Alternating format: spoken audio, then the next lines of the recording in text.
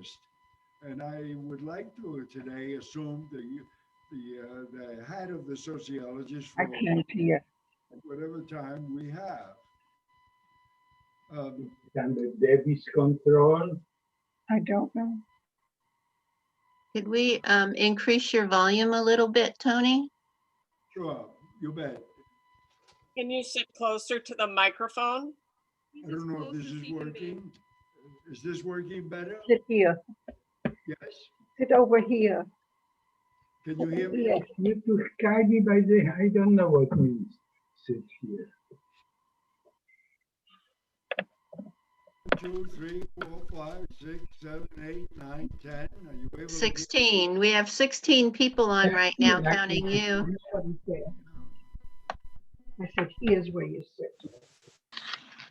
If you don't, Okay, you don't I'll sit. start off. Hello. Happy to be with you, wherever you are, and just to give you a brief history of my life, to establish my bona fides. I was born on October 4th, 1928. That means I'm 92. I went out to see a sunset. I blinked and I was 92 years old. Who knows where it went? I was born to a bunch of Spanish peasants. Came to America December 22, 1937. My father was a stoker.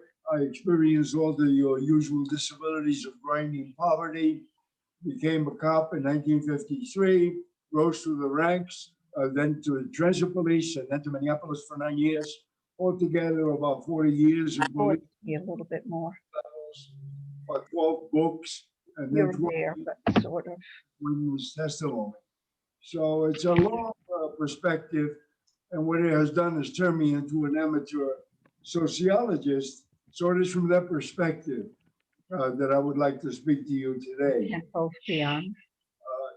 I'm an interested observer Go.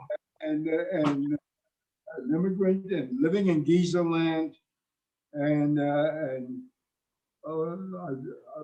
talking about police reform is very easy. You need just two people to be involved, the mayor and the police chief, and there are only about 10 things to be done to promote accountability, transparency, and performance.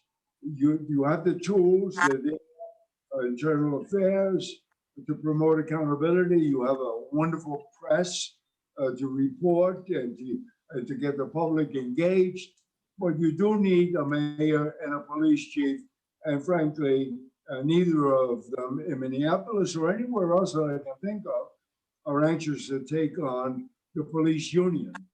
Police unions are very strong. They endorse candidates. They have a lot of money. They wander the halls of the legislature. They pass laws. They make it virtually impossible to fire cops. In Minneapolis, we have seen 4 cops fired in the George Floyd case, completely illegally, demonstrating once again the malapropism attending office in Minnesota. The reality is they're going to be restored, they're going to be convicted, and they're prosecuting the cops for murder. They didn't commit murder. They committed manslaughter. There's a difference. Manslaughter is the unintentional killing. Do you think I would testify as an expert that the cops intended to kill Floyd? Get real. So we speak about divisiveness in America, tremendous divisions. Divided we stand, the divided states of America. What does it all mean? I keep saying, well, fine, I agree we're divided, but give me the specifics. Where are we divided? How?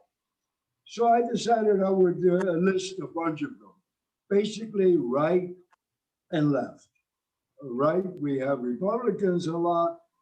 Left, we have Democrats. Right, we have a lot of white people. Left, we have a lot of interracial people. Right, we have a rural, south, heartland, flyover country. The left is characterized northeast coasts. Economically, the right tends to be blue collar. I think that would be a broad description. And the left tends to be, well, generally better off economically and educationally. The educational on the right, you know, the Southern Conference, Ole Miss, Alabama, the Crimson Tide, that's the right. The Ivy League, Harvard, Amherst, and Princeton, Yale, that's the left. So educationally, there is a division. There is Ole Miss, the South, the blue collar right, and the Ivy League, highly educated, elitist left. Your right reads tabloids, comic books, and cartoons. The left reads the New York Times and watches foreign films. The right believes in conspiracies. The truthers, the whole question of the World Trade Center, stolen elections, vaccines, question it. The left tends to be more believers in the system and our ability and willingness to reform it and to work within it. The right tends to be evangelical very often, the left more skeptical. The right loves the flag, loves patriotism, the military, cops, and they use as the emblem the Confederate flag. The left believes the flag burning is a legitimate exercise of First Amendment freedoms. They're more skeptical of the military, more skeptical of the police, and engaged in the left in sometimes stupidities like the fund the police. What a wonderful idea that is. The right loves motorcycles, leather jackets, no helmets. The left leans more towards bicycles and jeans. The right loves guns. The left loves gun control. The right believes in killing adults, capital punishment. The left believes in killing babies, abortions. A little bit of a difference there. The right tends to be homophobic, and while the left believes in gay rights. The right, sometimes people with strange organizations like the incels. That's an organization I might have joined as a young man. Those who are involuntarily celibate. The left, I think, is more sexually libertine, more sexually active. The right believes in law and order. And let me just say parenthetically, I was always a passionate advocate of law and order. I hate disorder, nihilism, anarchism. I believe in accountability, and not everybody does. The left has a tendency to believe more in freedoms and is skeptical of authority, military, police, and so on. The right loves Trump. The Capitol riot was a wonderful example of how we can study the elements of Trumpism. January 6th, as we now proceed to arrest the criminals in that riot, we understand what that riot, what Trumpism is composed of. And we see a lot of whites, a lot of blue collar types, a lot of military, some police. And let's not forget that when Donald Trump was nominated to run for president in July of 2020, one of the principal speakers at the nomination was Patrick Lynch, the president of the police union in New York City. That brings the police unions to the very apotheosis of power in America. And more eloquent than any argument that I could make. On the left, we have an interesting mixture amongst the Black Lives Matter movement. The overwhelming majority of the demonstrators want to make a better America a better place. They demonstrate peacefully, intelligently, responsibly, but within that large mass, there is a tiny minority of criminals, bums, looters, arsonists, and they need to be identified and arrested. So just as we examine the right through the January 6th Capitol riot and through the arrest, we identify QAnon and Proud Boys and the right. In the left, we need this.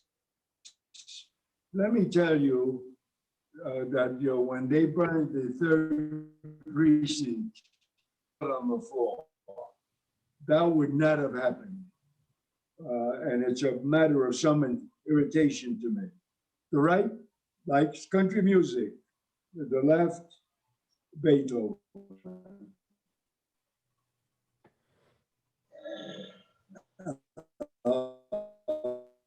Favorite Trump, the once passing affection for Adolf Hitler. The left has its heroes Colin Kaepernick, who I consider a genuine American hero, the man who prophetically knelt and sacrificed his career by doing so. He never played football again. Another great American.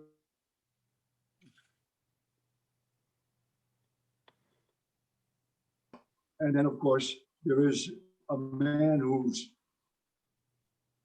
role in all of this still has to be analyzed by historians, Barack Obama. I think that a lot of became president of the United States. So we need, on immigration, for example, we need to analyze what is going on. It's complex. We can say that the right favors tough, controlled immigration, bull walls, separation of children from parents, that sort of thing, very tough. But we ignore the complexity of Barack people and had a very tough immigration policy. So it's a complex issue. The right loves sports, the left loves ballet.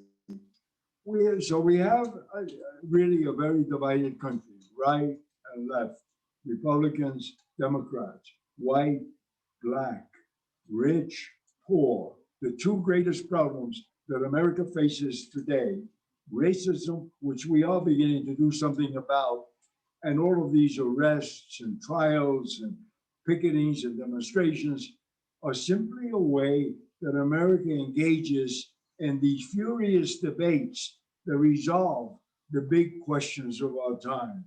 That's what an American debate looks like.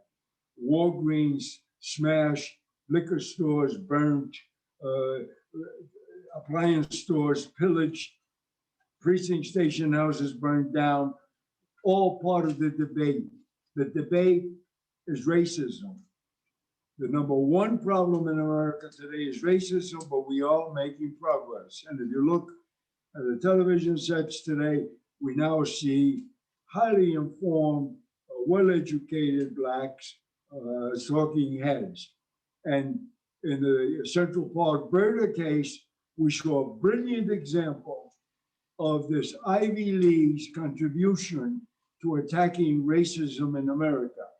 Christian Cooper, the birder, black, complained that a white woman had loosed the dog in Central Park, and she called the police and said she was being menaced by a black. The police responded. Christian Cooper, who went to Harvard, handled it brilliantly, responsibly, intelligently, did not see it as a challenge to his manhood, saw it as an opportunity to explain himself, did, and the woman lost a dog and a job. And he validated the efforts of the Ivy League. The Ivy League has a huge proportion of its student body, black and minority. And let's just remember that the principal animus of the right is blacks. Second, Jews. Third, Asians. And somewhere along the line, fourth. That's what drives the animus from the right. So to get back to the police world, it's easy to do. Capitalism teaches us you choose a CEO that makes sense, doesn't work out, fire them. You measure the results. Police do very simple things. They address street crime, they respond to emergencies, and they regulate traffic. When I arrived here in 1980, people used to say to me, what do we need to do? And I would say, we need to adopt 911 because it had been invented in 1967. You know what they said? They said, what's that? It took 3 years to adopt it. 1983, we got it. Is there anyone anywhere in Minnesota today who does not know what 911 is? So those are the kinds of reforms. George Floyd case could not have happened under Donald Fraser. Could not, because one of those cops would have said, hey, they're going to investigate this. We're going to pay the price. I'm not cooperating. Cut it out. But we now live in a more permissive environment. No way interest in taking on the union. You could double the number of calls that you respond to by simply having one person patrols. You could eliminate malingering by having people who claim to be sick examined by medical authorities. You can eliminate overtime. You have a tremendously bloated police department with superannuated supernumeraries all over the place. You have more cops than are needed. Crime has been down, and now we're letting thugs, criminals, and bums take over our streets because the police don't want to act. The union remains in charge, and the future is bleak. The Floyd case encapsulates everything. Thumper, an alpha male leading the charge, chest full of medals, a hero. Everybody listens to him. Now he's got his knee on Floyd's chest. Does he intend to murder him? No. What are the other three doing?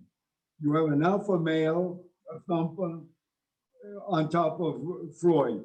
You have three grazers happily eating grass around him and waiting for a direction, waiting for a signal. The reality is that if you don't control the thumpers, you know, you're not going to get anywhere. And that's what the police reform is all about. But you have really, police chief was no particular interest. When I met with him, I said, you know, you've got to take on the union. You are management, they are labor. It's an adversarial relationship. You've got to struggle with them. And he said, I need the cooperation. He was perfectly reasonable. He's a very intelligent, charming, delightful man. Very reasonable. I need their cooperation. I want to work with them. And I don't think I want to fight them. You have a mayor who has no interest in what a police department does or doesn't do. And the local newspaper is not the New York Times. And I'll just conclude by saying that the most important institution in our society is a free and untrammeled press. Let's not forget it, the fourth estate. You know, I often wonder, what are the other three? Well, it's the nobility, the clergy, and the peasantry. And the fourth, the media, the information for the public. So if you've learned nothing else today, you'll at least learn where the fourth estate came from. There used to be three estates, the nobility, clerical, and peasantry. Well, we now have the New York Times. And I'll just conclude by saying, Jefferson once said, if I have to live with a press and no government, and a government and no press, I'll choose the former. Me too.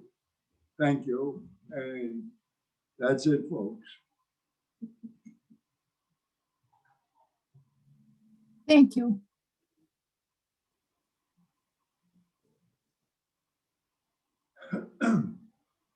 If there are no questions, I'll be eternally grateful. Let's give people a second to ask questions, okay? Sure. I have a question, Joe Savaggio. Can you hear me? Can you hear me, Joe Savaggio? I have a question. What's your Hello, question? Joe. What was that response? Joe Savaggio, I have a question. Can you hear me? Ask the question. I know it's Joe Silvaggio. Okay, okay.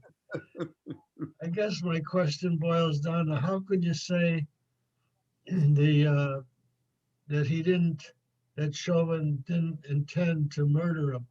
Here's the background for my question. Aristotle says that, you know, that things are self-evident when you get right down to it. You don't have to make a whole bunch of legal arguments. And that what's self-evident is by looking into somebody's eyes. You see this in Curb Your Enthusiasm all the time. When Larry David thinks somebody's lying, he gets in close and looks at the eyes. So you had everybody looking into the eyes of Chauvin, and everybody I talked to said he intended to kill him when just with his knee on his neck like that. So it's Okay. self-evident to me. Yes, it may be self-evident to you, but you're wrong. The reality is that Chauvin never intended to kill Floyd, that he intended to teach him a lesson, put him in his place. He was an instrument of racism, and it was manslaughter. Murder is the intentional killing of one human being by another. And the first thing you must prove in murder is intent to kill. How do you prove that? How do you know he did not intend to kill? How do you prove anything? You look at the evidence and you conclude from the evidence that you see. It is clear that he is trying to teach him a lesson. If he were trying to kill him, he would have shot him. Oh, well, he didn't want to be obviously put in jail for the rest of his life. He wanted to kill him suddenly. So you have my answer. Let's see if anyone else has a question. Yeah, actually, I do. Shoot. Yeah, Janice. Okay. Yes, Jennifer. Good to see you. She got me to get my hair cut. Yeah, well, it looks very good. I was wondering, you said that this would not have been the George Floyd, you know, that whole thing would not have been a thing that would have happened under Mayor Fraser. And could you say a little more about that? What can we learn from that that could be applied today to help improve things and avoid this kind of tragedy in the future? What a great question. Yeah. In the 70s, the president of the police union was elected mayor. He appointed chiefs. I knew the three chiefs that he appointed. Let me just say that they went from criminal incompetence to evil. That's the range. A very limited range. To promote accountability, you've got to use the internal affairs. You've got to tell the cops what it is that you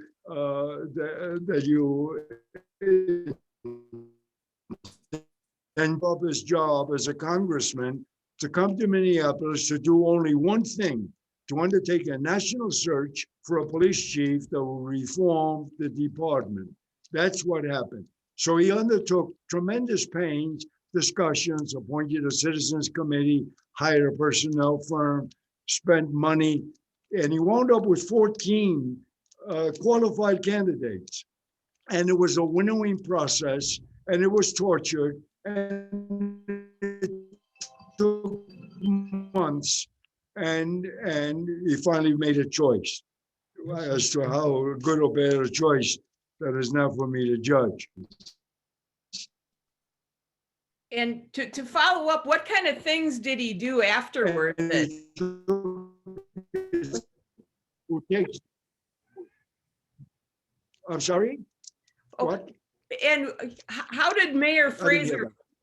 I think I missed a little bit of what you said just because of the internet connection, maybe. Yes. Sure. Yes. Mayor Fraser was elected on the basis of reforming the police. The then city mayor, Al Hofstad, said, I cannot control the police. I'm not running for re-election. And he Citizens Committee, spent money, hired a personnel firm, and I was responding to an ad in a national magazine for police chiefs. And he got 14, what I would call very common process of interviews and research and discussions, and they finally selected me. One current resident in this place, in Gizaland, was a member of that committee, Sally Howard. So many of you might know her, but she was then in the council, one of the really decent figures, there weren't that many in the council, and she worked with Fraser, and I'm happy to say that she supported me. Okay. And I assume after you were in place, they kept supporting you, Mayor Fraser? No, he hired me. Okay. It was rather a tortured process. I'm sorry, I'm not being clear. It was a tortured process, and he got down to 2 candidates, and he had extensive interviews with us both, and finally offered me the job. I was out of work. I had been fired. My previous employer having discovered I was a screwball. So I was desperate for a job. I've been unemployed for 5 months. And he offered me the job, and I grabbed it. I seized it. I was desperate. Okay. Well, and kept you for a good long time here.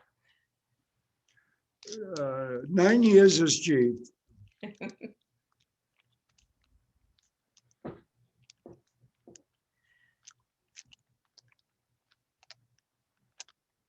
No inquiring minds out there?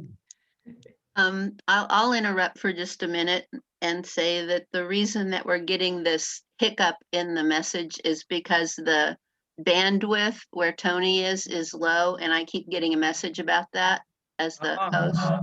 And so, there's not much we can do about that, but just be patient. So I've muted everyone except people who are talking, so you'll need to unmute yourself if you have a question.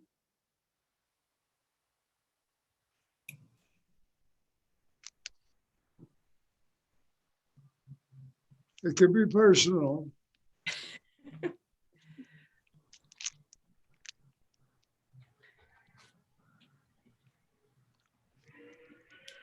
Oh, I think Eddie is trying to talk, but nobody can hear him. Qualified immunity has to do with an offer of leniency in exchange for something. I believe in a full panoply of bargaining opportunities from acquittal to death. And I embrace all of them, including capital punishment. So qualified immunity is fun. I think it's a great way to coerce people into offering evidence that would not otherwise be available. And you do that by making an offer of leniency to somebody who's looking to get off the hook. It's a perfectly valid tool to use. Tony, am I live now? Yeah. Tony, I think there's been a number of instances where there has been a lack of accountability of police officers in their actions. I think the killing of Terrence Franklin, I think the killing of Jamar Clark, Travis Jordan, and Thurman Blevins, all four of which happened in the last 8, 9 An investigation. Now let's be very realistic. I've always been a great believer in harsh truths. George Floyd was not a Vestal virgin. He did not come to this transaction with clean hands, and he was killed unjustly as a racist act. It's a hugely complicated issue, and the notion of apotheosis for Floyd strikes me as premature. So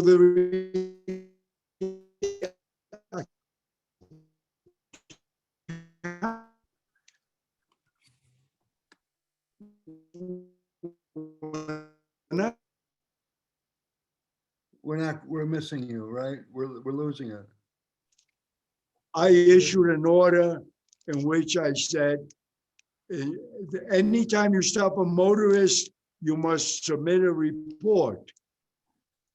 You need two things to stop any motorist, and with probable cause, articulable grounds. In other words,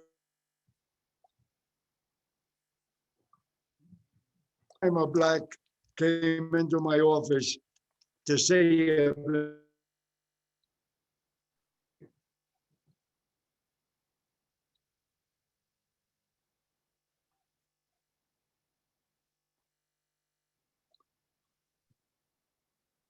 Tony, you're freezing up a lot and we're missing a lot of what you're saying. Yeah. Maybe could you go back a little bit and repeat? Sorry. Yeah, please.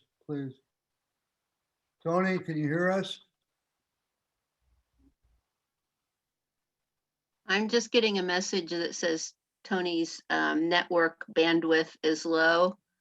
And that is the reason that it's freezing up. Yeah.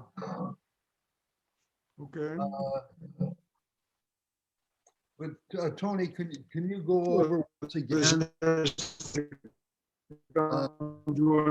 And some kind of power.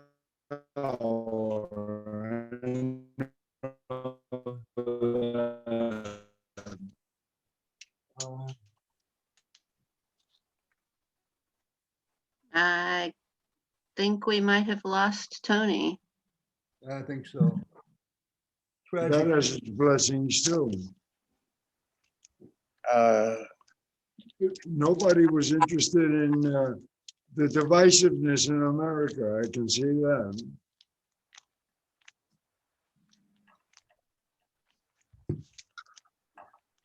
Tony, will the jury have to give an anonymous verdict? I'm not clear on this.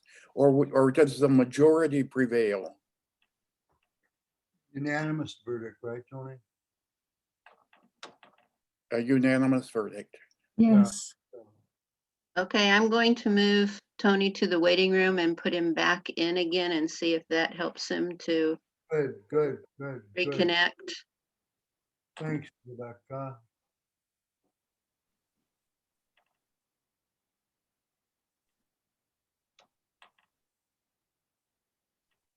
Nope, he is not connecting at all. Oh, Jesus. Well, that's a shame. It's been very lovely in parts. And seems a shame to end it on that note, but Wait a second, let me see what I can do here. okay.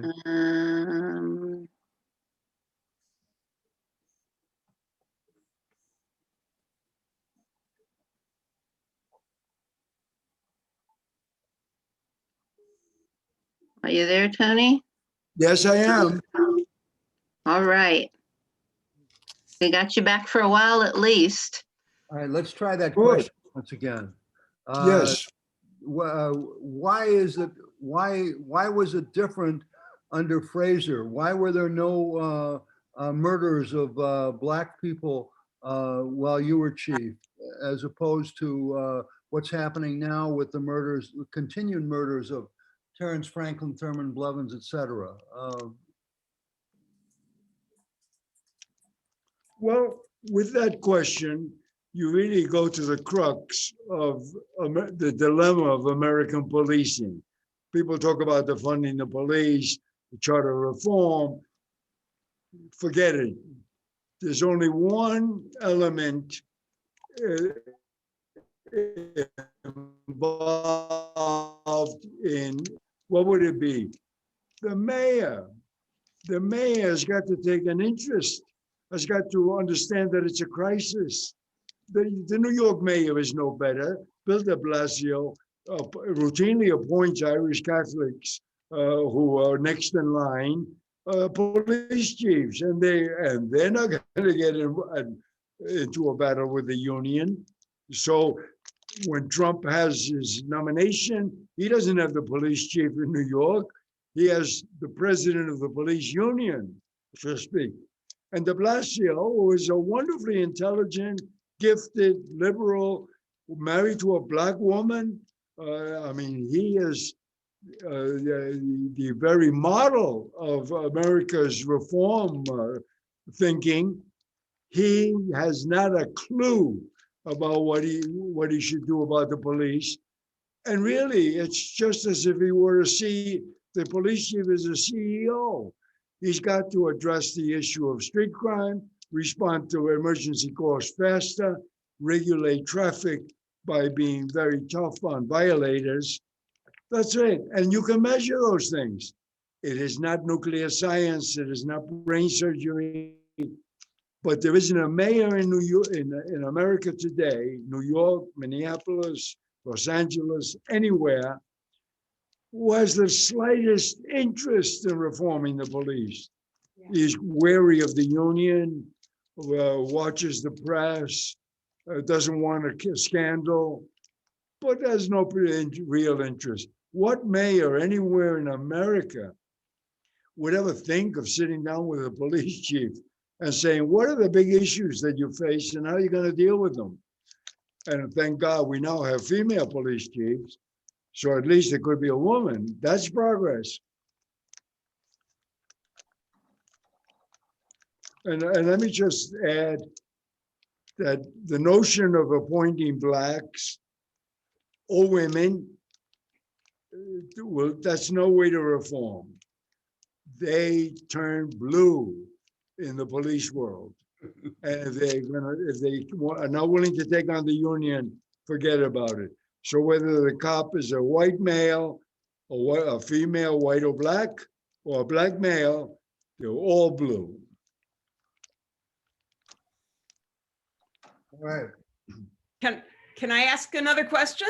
You can ask more questions than you want, my dear lady. You are Delilah to my Samson. Okay. When you spoke to the Civic Caucus a while ago, you mentioned Patrick Murphy as a great reformer from many years ago. Could you talk a little more about why he was a great reformer and why he was successful? Oh, Patrick Murphy. Yes. My hero. Yep, My Patrick hero. Murphy. Patrick Murphy served as the New York City police chief after a terrible scandal, great search, big agony from October of 1970 to May of 1973, 30 months. During that time, he eviscerated the upper rank levels, forced superannuated supernumeraries into retirement, repeatedly tested the integrity of the force, controlled the thumpers, attacked corruption, attacked brutality, attacked racism, appointed women and blacks, and all the while a merciless reform movement of accountability. 30 months. Guess what? Patrick Murphy is a pariah.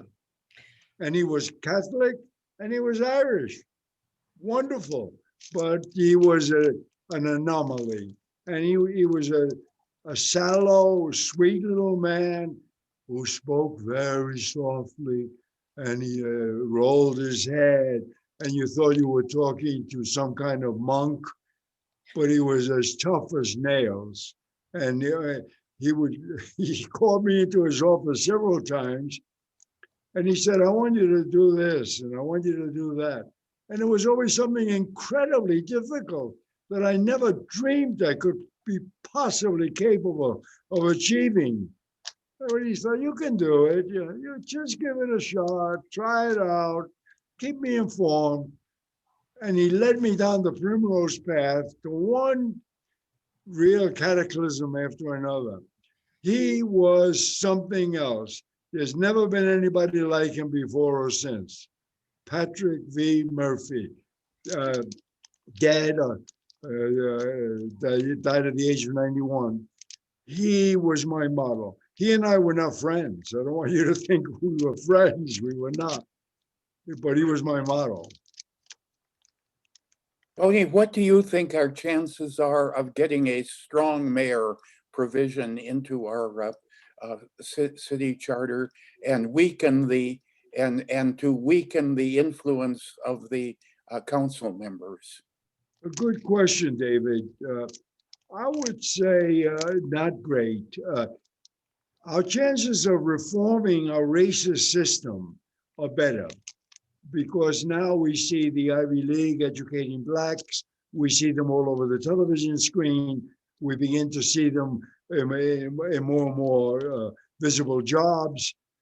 So I think we are debating and tortured the issue of race.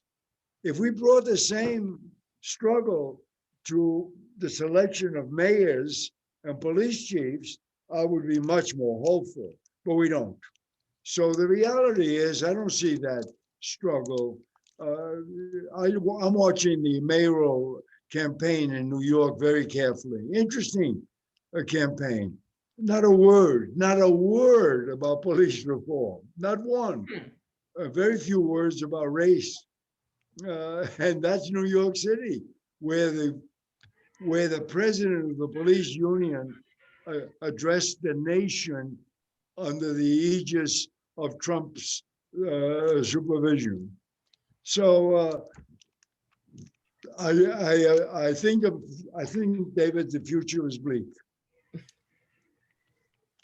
We have a couple of questions on chat, Tony. Someone asked, should police officers carry their own liability insurance? No. What Minneapolis will pay $27 million, $20 million to the Damon family. That would not have happened under me. I would have said no chance. First of all, those people were not acting as my agents. I suspended them immediately, arrested them, charged them, and they ceased to be my agents. But that's not the way the city works. Look at the Damon case. Justine Damon was shot by Noor. Noor was convicted of manslaughter. What about the driver? The driver was an accomplice. He drove there. Never. Why not? Well, look at the union, look at the endorsement of the prosecutor, look at the games they play behind the scenes, look at the games that are being played right now in the Floyd case. The mayor and the police chief fired 4 cops illegally. They did not observe process. They didn't follow the law. they're going to be overturned. They're going to be humiliated. The only thing that's delaying it is that the arbitrator who's handling it is probably terrified of the prospect of setting off riots when they are reinstated. So until we have an arbitrator who is willing to acknowledge that they were illegally fired, we're not going to get anywhere. So you see, these are complex truths. The firing of the cops was unjust. They're entitled to due process. They needed to be arrested, charged, convicted, and then fired. The process was not followed. So we're talking about a bunch of amateurs that are playing to the gallery and trying desperately to survive without any kind of vision, the vision thing. The only institution that I have any real confidence in is the free and untrammeled press.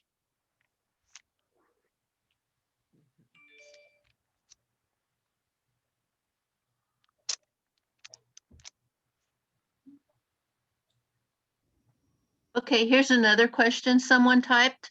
What are things ordinary citizens can do to speak to the police union issue? And how do we move that conversation into an everyday dinner table power? Become better informed, become a better citizen, vote. That's how. Select better people for public office. That's how do we rule the question you're asking is, how do we rule ourselves? We rule ourselves through our representatives, and we inform ourselves through a press. So read more, inform yourself better, vote, be politically active. That's what it takes. By sending the kind of mayors that you are sending to City Hall, you're ensuring the perpetuation of superannuated, bloated bureaucracies.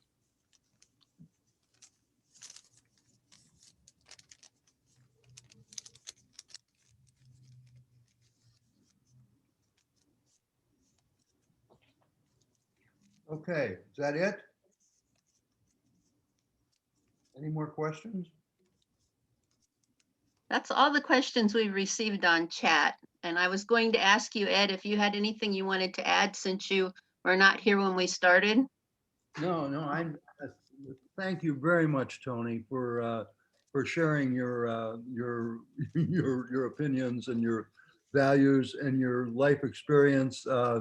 It's instructive for all of us, and we really appreciate it. Thank you. That man is my employer, and he pays me an enormous sum for submitting a column to his newspaper. This is full disclosure, but he pays me in something that the value of which is not widely appreciated. It's called psychic income.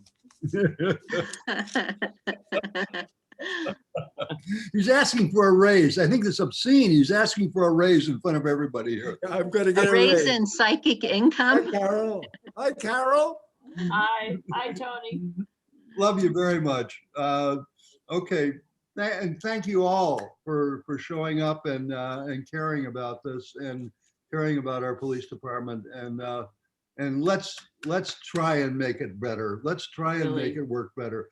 Let's try and be responsible for it. Okay, thank you, Tony. Thank you, Eddie, and thank you Thank for you. being such a stalwart. Thank you, Rebecca, for shepherding all of this. You've been beautiful. Thank you. All Thank right. you. All right. Bye. I'm leaving. Bye. Bye. Is that Rebecca? Hi. Yes, I'm Rebecca. Oh, hi, Rebecca. Hi, how are you? Good, how are you? Good. It looks like everybody's signing off now. Hi, Elaine. Hi.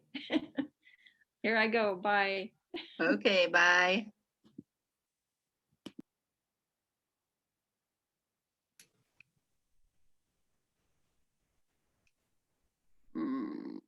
Okay, goodbye meeting.